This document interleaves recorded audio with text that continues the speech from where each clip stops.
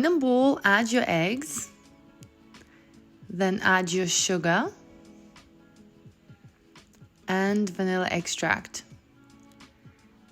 a little bit of salt, and we're gonna whisk everything together until it puffs up and becomes nice and white and pale.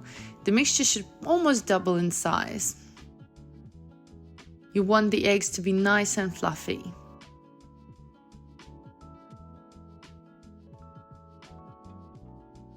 Next, you want to add your milk and unsalted melted butter. Melt the butter in advance so it's not hot, and then whisk everything one more time. Next, you're gonna add your sifted white flour together with baking soda. And then gently mix everything together with your spatula at first, and then I switch to the whisk to make sure there are no lumps of the plain flour. Once everything is done, you can set this aside while you prepare your fruits. So here I've got my apples and pears. You can use only pears or only apples. It's completely up to you. You want to peel and chop them. And I'm using this food processor. It's a slicing option, which makes your life so much easier. I just drop them all in and it slices for me. If you don't have that, just use your normal knife and slice your apples and pears as thin as possible. Something like this. Next, we're gonna drop all our apples and pears into our delicious creamy mixture, and you want to mix everything together. So all your fruits are covered in this creamy sauce. Once it's all mixed in, you can take your baking dish. You can bake this in a round tin, in a square tin, whatever tin you have. I actually used my silicone mold, but I think it's better to use something more sturdy. So if you've got like a banana bread tin that's, made out of metal rather than silicone, it will be better. So then add a bit of oil. You can also use butter, parchment paper, and then add your mixture inside. You can add the apples first and then add the sauce, the mixture, or you can just put everything in there like I did. You do want to smooth it out as much as possible, so just go around the edges, press around, and just make sure it's nice and even.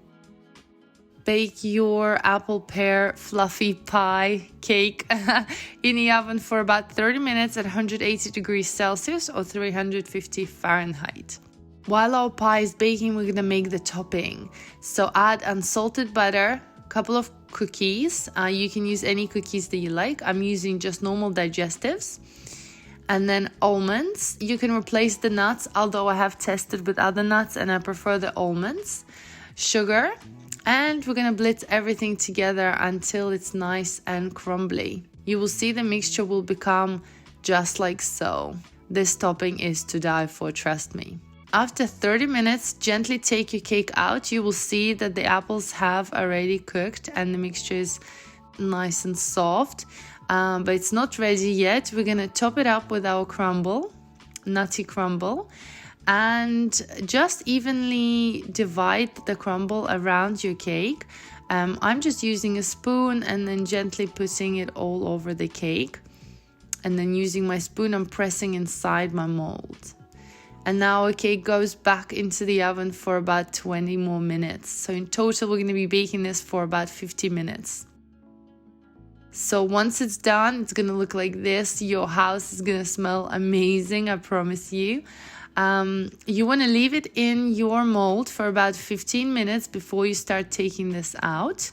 I even left mine for a bit longer because it's such a delicate dish, such a delicate cake. You want to be very nice and gentle with it.